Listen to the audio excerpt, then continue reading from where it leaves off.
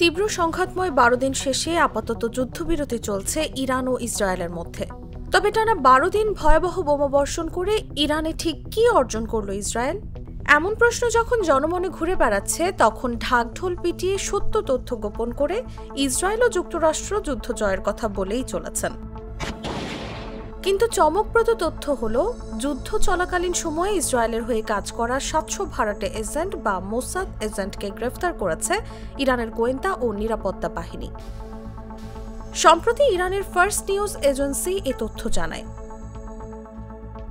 প্রতিবেদনে বলা হয়, এসব এজেন্টরা মূলত গোয়েন্দাগিরি ও নাশকতার কাজে নিয়োজিত ছিল। জনসাধারণের তথ্য ও গোয়েন্দা অভিযানের ভিত্তিতে তাদের শনাক্ত ও গ্রেফতার করা হয়।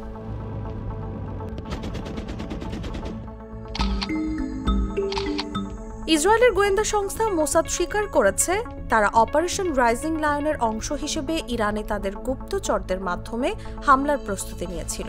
এমনকি ইরানের অভ্যন্তরে ড্রোন হামলা চালানোর জন্য মোসাদ একটি গোপন ঘাঁটি স্থাপন করেছিল বলেও জানা যায়। এ ধরনের কর্মকাণ্ড ইরানের নিরাপত্তা বাহিনীর মধ্যে চরম উদ্বেগ ও মনস্তাত্ত্বিক নিরাপত্তাহীনতা সৃষ্টি করে। অনেক ব্যক্তিকে সামাজিক যোগাযোগ মাধ্যমে ইসরায়েলপন্থী মতামত প্রকাশের দায়ে গ্রেফতারও করা হয়েছে। তেহরান প্রসিকিউটর অফিসে একটি নতুন ইউনিট গঠন করা হয়েছে, যার কাজ হচ্ছে ইরানি সংবাদ মাধ্যম ও ব্যক্তিগত সোশ্যাল মিডিয়া অ্যাকাউন্ট নজরদারি করা।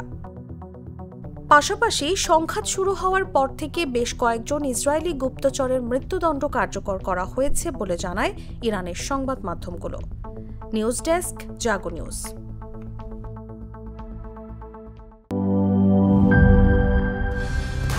কালার এক্সপার্ট, জর্জ স্যাপ এবং মাইল্ড অন হ্যান্ডস টেকনোলজি সমৃদ্ধ অরিক্স ক্রিস্টাল ওয়াশ আপনার লন্ড্রি এক্সপার্ট।